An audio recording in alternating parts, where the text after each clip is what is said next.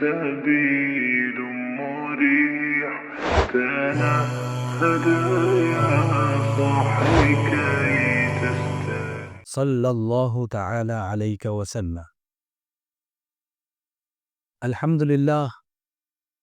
ہم اور آپ رمضان کے آخری عشرے کا استقبال کر رہے ہیں۔ اللہ کا بے پناہ احسان ہے کہ اس نے رمضان کا مبارک مہینہ ہمیں عطا فرمایا، اور ساتھ ہی ساتھ 2 عشرے میں ہونے کے بعد اب تیسرے عشرے میں اللہ تبارک و تعالیٰ نے ہمیں قدم رکھنے کی سعادت عطا فرمائی۔ بس دعا ہے رب تبارک و تعالیٰ کی بارگاہ میں کہ ہمیں اس آخری عشرے کا حق ادا کرنے کی توفیق عطا فرمائے۔ یہ آخری عشرہ اتنا عظیم ہے، ویسے تو پورا رمضان کا مہینہ مبارک ہے، بابرکت ہے، لیکن یہ آخری عشرہ اس لیے عظیم ہے کیونکہ اس عشرے میں اللہ تبارک و تعالیٰ نے اپنے بندوں کے لیے ایک ایسی رات رکھی ہے جو 1000 رات کے برابر ہے۔ یعنی وہ ایک رات میں اگر آپ عبادت کریں گے تو گویا آپ نے 1000 رات کے برابر عبادت کی ہے۔ وہاں بنی اسرائیل میں ایسے ایسے بزرگ گزرے ہیں، عبادت گزار گزرے ہیں کہ وہ 40 سال عبادت کر دے، 30 سال عبادت کرتے۔ اللہ تبارک و تعالیٰ نے اپنے محبوب کے امتیوں پر انعام ایسا فرمایا کہ کہا تم صرف ایک رات میں دل سے عبادت کر لو،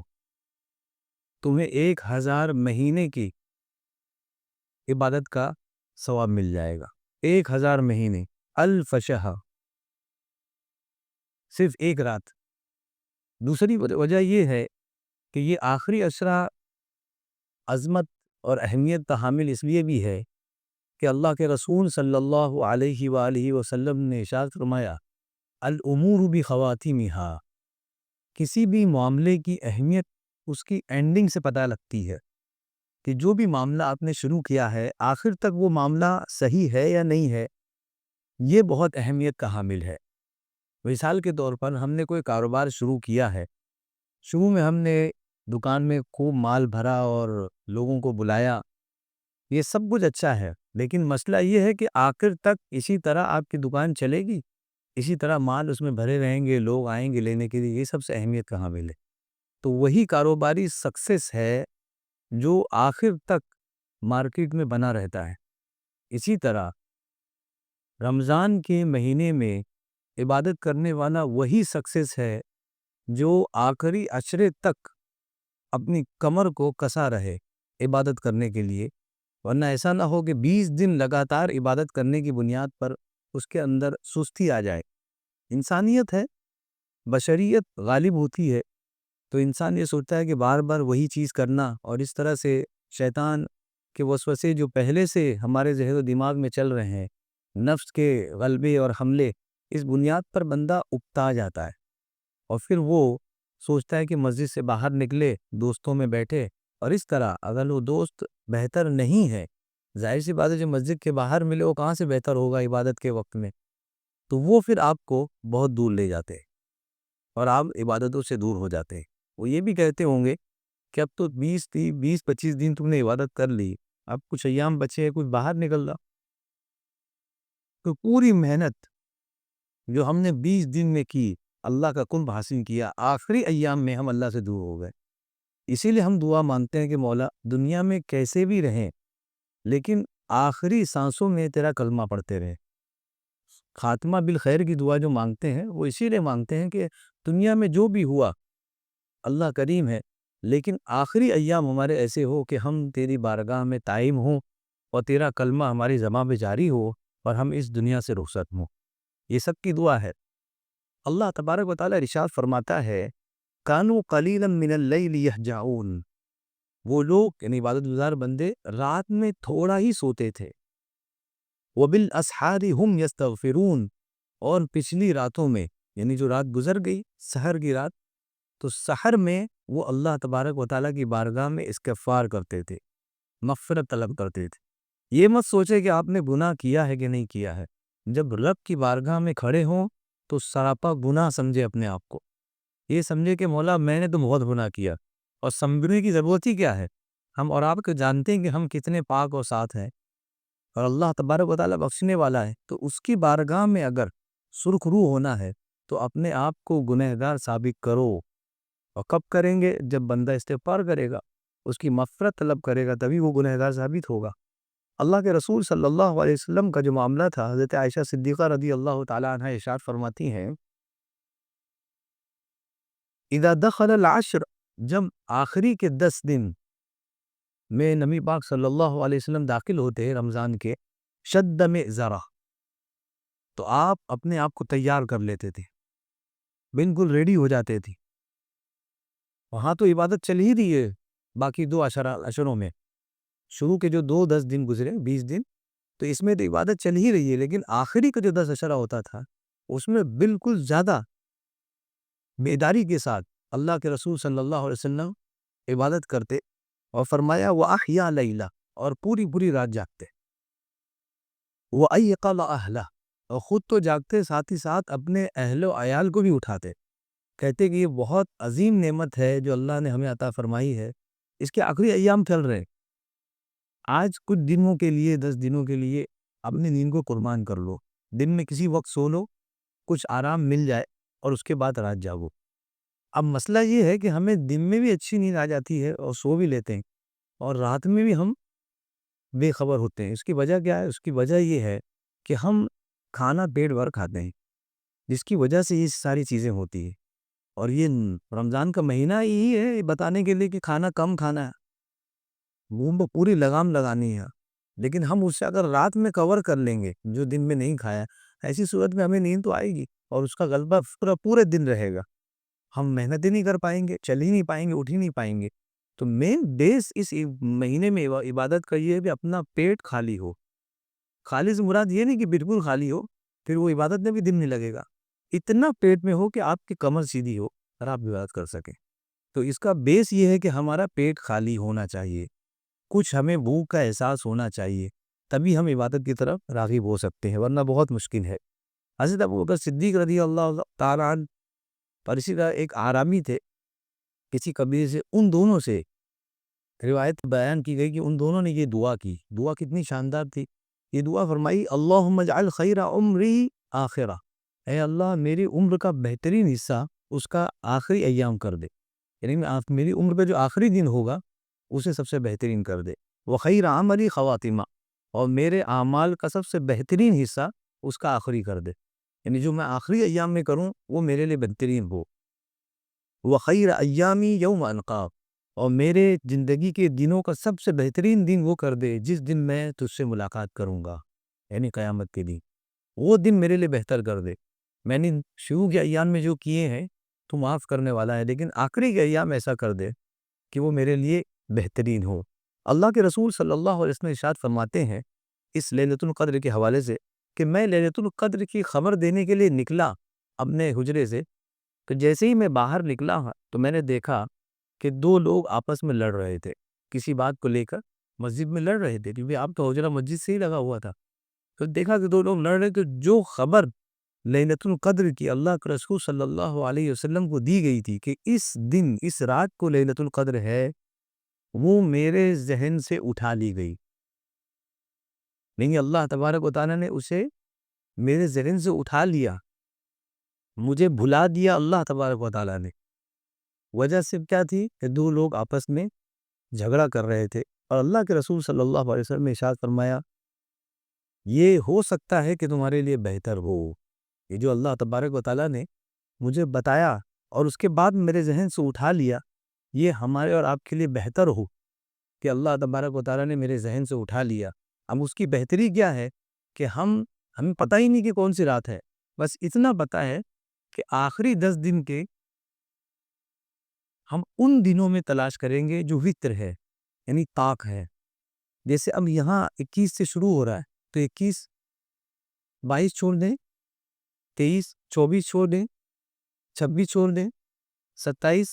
سمجھتے؟ تو اس طرح سے جو طاق راتیں ہیں، ان طاق راتوں میں ہمیں اسے تلاش کرنا ہے۔ یہ ہمیں نقطہ بتا دیا اللہ کے رسول صلی اللہ علیہ وسلم نے کہ اسے طاق راتوں میں تلاش کرو۔ تو اب یہ پورے دن میں جو طاق راتیں ہم اس میں تلاش کریں گے۔ اب اس میں کیا حکمت ہے کہ اسے چھپا دیا گیا ہے؟ اس میں حکمت یہی ہے کہ بندہ اس نے تلاش کرتے ہوئے پورے 10 دن عبادت کرے گا، اور یقین مانیے کسی کو اگر ہیرا ایسے ہی زمین پر پڑا مل جائے تو اس کی کیا اہمیت رہے گی۔ آج پوری دنیا زمین کھود کھود کے تھک جاتی ہے، اور اس کے بعد جا کے کہیں ایک ہیرے کا ٹکڑا ملتا ہے، کہیں سونا ملتا ہے، آدھی آدھی عمر سائنٹسٹ کی نکل جاتی ہے جب جا کے کوئی چیز اس کو معلوم پڑتی ہے۔ تو وہ جو عمر گوایا ہے اس کے بعد اسے جب ملتا ہے تو اس سے اس کی اہمیت سمجھ میں آتی ہے، ورنہ اللہ تبارک و تعالیٰ چاہے تو سامنے رکھ دے سکتی، لیکن یہ چیزیں چھپانے میں یہی مقصد ہے کہ بندے کو اس کی اہمیت سمجھ میں آئے، یہ کتنی اہم ہے کہ ہمیں چھپا دی گئی۔ اسی طرح صلاۃ الوسطیٰ، درمیان کی نماز کون سی ہے، اس میں بڑے علماء کا اختلاف ہے کہ کون سی ہے کون سی نہیں ہے۔ جو عظیم چیزیں ہیں اس میں ہمیشہ آپ کو یہ پتہ چلے گا کہ فکس نہیں ہے کہ یہ کون سی ہے۔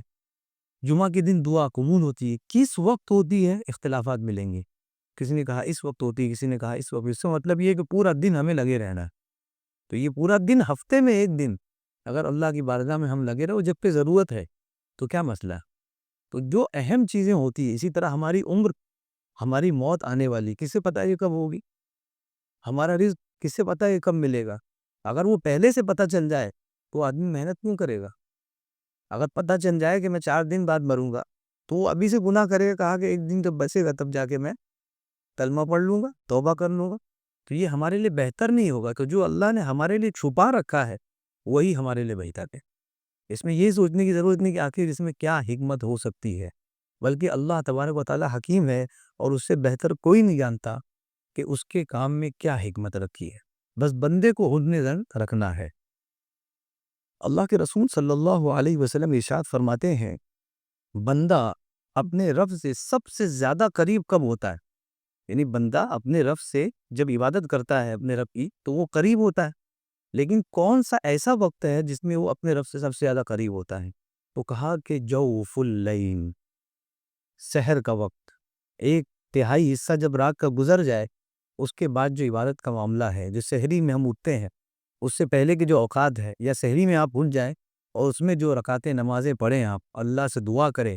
سچے دل سے تنہائی کے ساتھ جب پوری دنیا سو رہی ہو، ایسی عام دنوں میں، کہا کہ اس وقت جب بندہ اپنے رب سے دعا کرتا ہے وہ بہت قریب ہوتا ہے، سب سے زیادہ قریب ہوتا ہے۔ اللہ کے رسول صلی اللہ علیہ وسلم نے ارشاد فرمایا، بھائی ظاہر سی بات ہے ہر وقت آپ کو مینیجر میسر نہیں ہے، کبھی مینیجر سے آپ فون پر بات کر سکتے ہیں، کبھی مینیجر کو میسج بھیج سکتے ہیں، لیکن مینیجر سے بالمشافہہ، روبرو، فیس ٹو فیس ملنے کا وقت کب ہے؟ ایک وقت ہے، کوئی ایک وقت ہوگا ہفتے میں یا مہینے میں، اور اللہ اس میں مثال سے پاک ہے۔ اسی طرح اللہ تبارک و تعالیٰ نے اقرب کا لفظ استعمال فرمایا کہ سب سے زیادہ قریب اگر قرب محسوس کرنا ہے سو رات کے آخری حصے میں میرے پاس آؤ اور مجھ سے دعا مانگو، قرب محسوس کرو گے اور تمہاری دعائیں کو قبول کر لوں گا۔ اللہ کے رسول صلی اللہ علیہ وسلم ارشاد فرماتے ہیں، رات کے اس حصے میں، آخری حصے میں، اللہ تبارک و تعالیٰ آسمان دنیا پر نازل ہوتا ہے اپنی شان کے مطابق، اور نازل ہونے کے بعد بندوں سے کہتا ہے انا الملک، میں بادشاہ ہوں، من ذا الذی یدعونی فاستجیب لہ، جو مجھ سے دعا مانگے گا میں اس کی دعا قبول کروں گا، میں ہوں بادشاہ۔ من ذا الذی یسألنی فاعطیہ، جو مجھ سے سوال کرے گا میں آج اسے عطا کروں گا۔ من ذا الذی یستغفرنی فاغفر لہ، جو مجھ سے اپنے گناہوں کی مغفرت طلب کرے گا میں اس کے گناہوں کو معاف کر دوں گا۔ فلا یزال کذلک حتی یودیع الفجر، اور اسی طرح اللہ تبارک و تعالیٰ ندا دیتا ہے بندوں کو،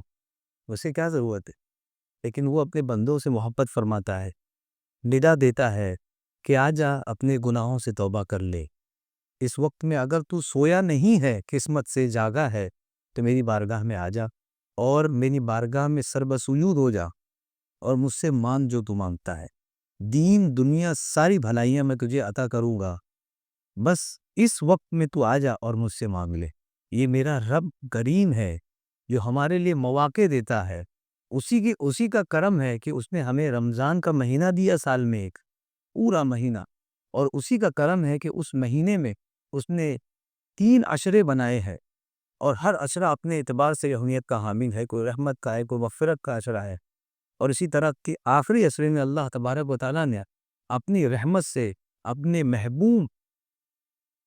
رسول صلی اللہ علیہ وسلم کی محبوب امتیوں کو لیلۃ القدر کا انعام عطا فرمایا کہ تم ایک رات عبادت کرو 1000 مہینے کی عبادت کے برابر ہوگی۔ تو یہ انعام وہی انسان سمجھ سکتا ہے، محسوس کر سکتا ہے جو اللہ تبارک و تعالیٰ کی باتوں پر یقین رکھتا ہے، ورنہ وہ شخص جو ہر بات کو ہلکے میں لیتا ہے وہ کبھی بھی اس چیز کا احساس نہیں کر سکتا۔ اور اگر آپ احساس نہ بھی کریں تو یقین مانیے زندگی میں کوئی ایسا حادثہ پیش آئے گا کہ آپ کو پلٹ کر دوبارہ اس کی بارگاہ میں آنا ہوگا۔ پھر آپ سوچیں گے کہ آج معلوم کرنا چاہتا ہوں کہ کون سا وہ وقت تھا جس میں میں اپنے رب سے کریم ہوتا ہوں، اور آج میں اپنی دعا مانگوں گا کہ مولا آج بہت معاملات میں پھنسا ہوا ہوں، مجھے نکال لے۔ تو قبل اس کے کہ حادثات ہمیں اٹھائیں، ہم خود ہی اگر اٹھ جائیں تو یہ ہمارے لیے بہتر و مناسب ہوگا۔ رب تبارک و تعالیٰ کی بارگاہ میں دعا ہے کہ مولا کریم ہمیں اپنا حقیقی قرب عطا فرمائے اور اس کی ذات پر بھروسہ اور ایمان رکھنے کی توفیق عطا فرمائے، آخری عشرے میں خوب عبادتیں کرنے کی توفیق عطا فرمائے، لیلۃ القدر کا حق ادا کرنے کی توفیق عطا فرمائے، ایمان اور احتساب کے ساتھ لیلۃ القدر کو زندہ کرنے کی توفیق عطا فرمائے۔ مولا کریم اس عظیم مبارک مہینے کے سکو دفعیل ہمارے سارے گناہوں کو اپنی بارگاہ میں بخش دے۔ مولا کریم ہماری عبادتوں کو اپنی بارگاہ میں قبول فرما، ہمارے کاروبار میں رزق حلال میں خوب برکتیں عطا فرما۔ مولا کریم جس طرح تو نے اس مہینے میں ہمیں برائیوں سے محفوظ فرمایا ہے، آنے والے سارے مہینوں میں ہمیں برائیوں سے محفوظ فرما، برے لوگوں سے محفوظ فرما، اپنے حفظ و امان میں رکھ، ہمارے عزت و آبرو کی تو حفاظت فرمانے والا ہے، حفاظت فرما۔ جہاں کہیں بھی مسلمانان عالم پریشان حال ہے مولا کریم ان کی پریشانیوں کو دور فرما، بالخصوص فلسطین اور غزہ کے مسلمانوں کی مدد فرما۔ مولا کریم ان جیسا ایمانی جذبہ ایک قطرہ ہمیں بھی عطا فرما۔